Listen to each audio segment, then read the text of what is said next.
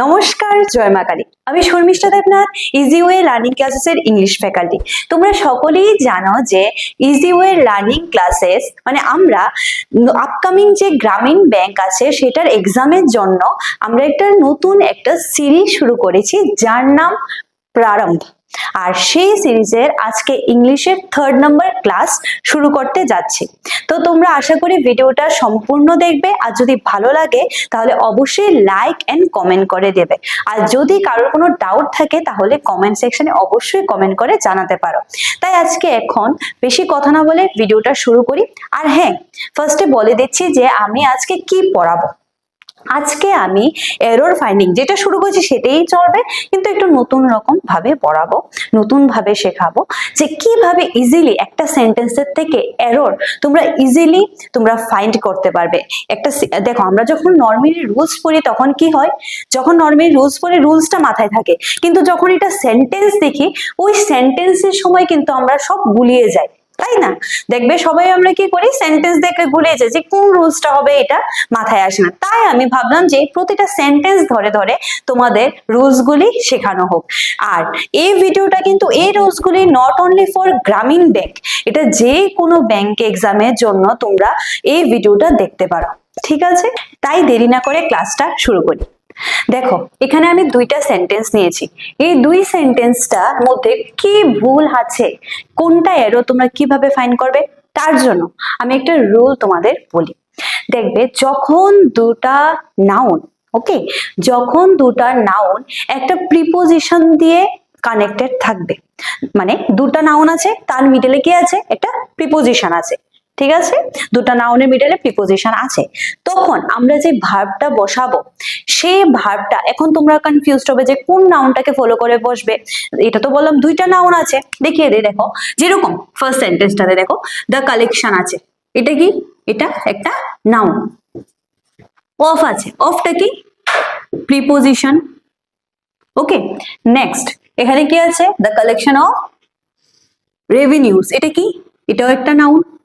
এবার আমি কি বললাম, যখন দুটা নাউনের মিডলে প্রিপোজিশন থাকবে দেন ভার্বটা হবে কি, ভার্বটা কি হবে, তোমার যে ফার্স্ট নাউনটা আছে সেই নাউনটাকে ফলো করে ভার্বটা বসবে।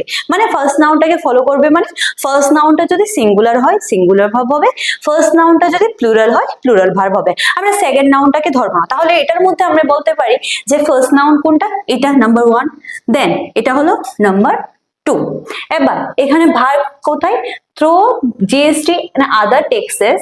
দেখো কি দেওয়া আছে, এখানে হ্যাভ দেওয়া আছে। ফার্স্ট নাউন কি, কালেকশন, সিঙ্গুলার না প্লুরাল, সিঙ্গুলার, তাই এখানে কি হবে, হ্যাভ হবে না, এখানে এটা ভুল। এই জায়গাতে কি হবে, হ্যাভ এর বদলে এখানে লিখে দিই আমি হ্যাজ হবে, ঠিক আছে? হ্যাজ হবে।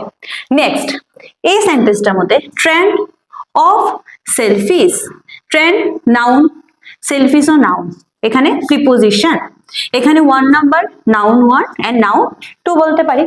On roads and dangerous place আর দিয়েছে, এই জায়গাটাতে আর দিয়েছে, দেখবে এখানে কি লেখা, ট্রেন্ড লেখা।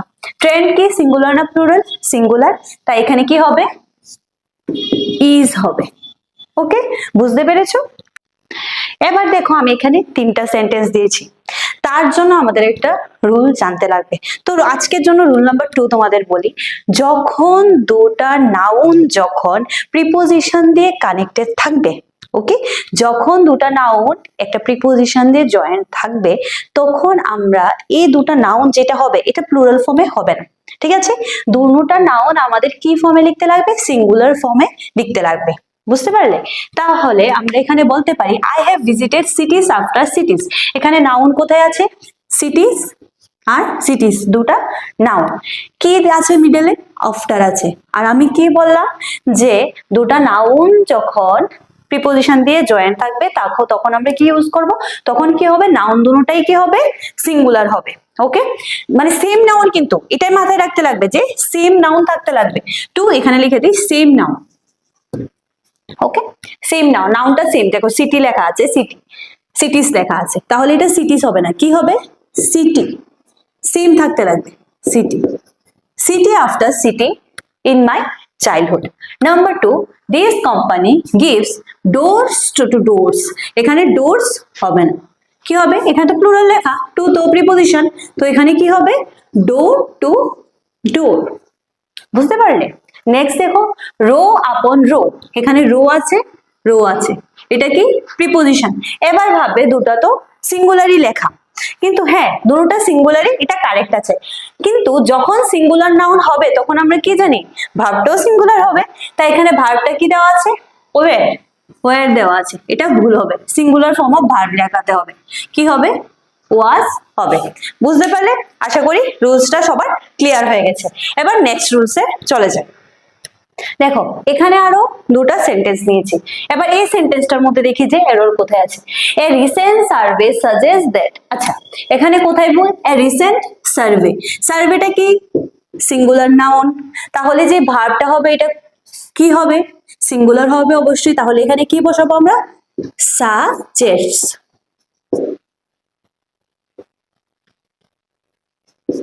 ওকে, সাজেস্টস। নেক্সট নাম্বার 2 নাম্বার সেন্টেন্সটাতে দেখি, none of the two brothers, okay none of the two brothers দিয়েছে। এখানে দেখো এটার জন্য আমাদের একটা রুল জানতে লাগবে, কি জানতে লাগবে, যখন সেন্টেন্সে নান থাকবে তারপরে, ওকে নান এনি এগুলি যখন থাকবে তারপরে হবে more than two, more than two use করবো, কিন্তু এখানে কি লেখা, টু লেখা, মোর দেন টু না, কিন্তু মোর দেন টু মানে 3, 4 বা বেশি, মোর দেন টু থাকলে আমরা নান এনি ইউজ করবো, বাট নাইদার অ্যান্ড আইদার আমরা ইউজ করব যখন টু থাকবে, যখন টু থাকবে আমরা কি ইউজ করব, neither and either, neither or either আমরা ইউজ করতে পারি। তো এখানে কি আছে, দ্য টু আছে, তাই এখানে কি হবে না, নান হবে না, কি হবে, নাইদার, নাইদার হবে, এই জায়গাটাতে ভুল আছে। নেক্সট সেন্টেন্সে চলে যায়। এখানে একটা সেন্টেন্স নিলাম, এই সেন্টেন্সটার জন্য আমাদের একটা রুল জানতে লাগবে, আর এই রুলটা আমি পাস্ট মানে আগের যে ভিডিওটা বানিয়েছি এটাতেও বলেছিলাম। কি বলেছিলাম, যখন সেন্টেন্সে each, every, any, no, either, neither থাকবে, সেন্টেন্সে যদি এগুলো থাকে তাহলে তারপরে যে ভার্বটা ইউজ হবে সবসময় singular form of verb use হবে। ওকে, তারপরে সবসময় আমরা কি ইউজ করব, singular form of verb use করব। এই সেন্টেন্সটার জন্য বেসিক্যালি আমি রুলটা আবার বলছি। এখানে কি আছে, ইজ আছে, তারপর দেখো যখন ইচ অফ থাকবে তারপরে এটাও মাথায় রাখতে রাখবে যে ইচ, এভরি, এনি মানে এভরির পরে অফটা, এটার জন্য আলাদা রুল যেটা আমি বলে দিয়েছি অলরেডি।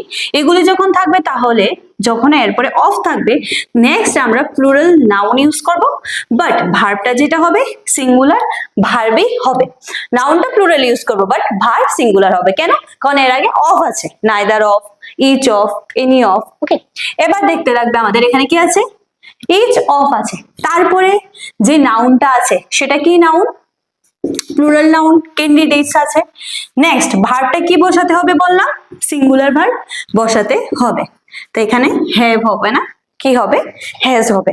বুঝতে পারলে? নেক্সট রুলে যাওয়ার আগে আমি তোমাদের কিছু কথা বলি। আমাদের ইএলসি মানে ইজি ওয়ে লার্নিং ক্লাসেসে এডমিশন কিন্তু শুরু হয়ে গিয়েছে, তো তোমরা যদি চাও আমাদের ইএলসি অফলাইন আর অনলাইন যে কোনো মোডে তোমরা যদি এডমিশন করতে চাও তাহলে অবশ্যই যে নাম্বারটা দেওয়া আছে স্ক্রিনে সেটাতে যোগাযোগ করতে পারো আর এডমিশন নিতে পারো। দেখো লাইফে সবসময় আমরা সবকিছু করি, কিন্তু লাইফে আমাদের কত কিছু করি, কত জায়গাতে টাইম ওয়েস্ট করি, কিন্তু একটা ভালো গাইডেন্স নিয়ে লাইফে মানে সামনের দিকে যাওয়াটা কিন্তু খুব জরুরি। তো তোমরা, আমি এতটুকু গ্যারান্টি দিয়ে বলতে পারি যদি তোমরা আমাদের কোচিং সেন্টারে জয়েন করো তোমরা উইকলি মক টেস্ট পাবে, ডাউট সেশন ক্লাস পাবে, মানে তোমাদের কোনো প্রবলেমই থাকবে না। তোমরা যদি ডেডিকেশনের সাথে তোমরা লাইফে কিছু একটা করতে চাও, একটা জব সিকিউর করতে চাও, তাহলে অবশ্যই আমাদের ক্লাসে জয়েন করতে পারো। ঠিক আছে, তো আর দেখো নেক্সট রুলটা আমি বলে দিই। এখানে কি আছে, industrialisation over the years in different sectors have been delay. আচ্ছা এখানে কি ভুল আছে, কেউ বলতে পারবে? যদি বলতে পারো বলো। দেখো আমি এখানে সরে গেলাম, দেখো দেখে বলো, এখানে বলো তো কি ভুল আছে। যে বলতে পারবে কমেন্ট সেকশনে কমেন্ট করে জানিয়ে দাও, আমি বলছি।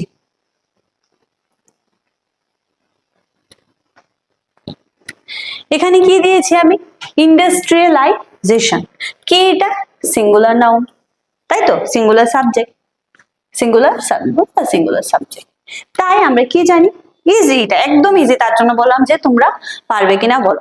সিঙ্গুলার নাউন বা সিঙ্গুলার সাবজেক্ট যখন থাকবে তখন আমরা কি ইউজ করি? সিঙ্গুলার ভার্ব ইউজ করি।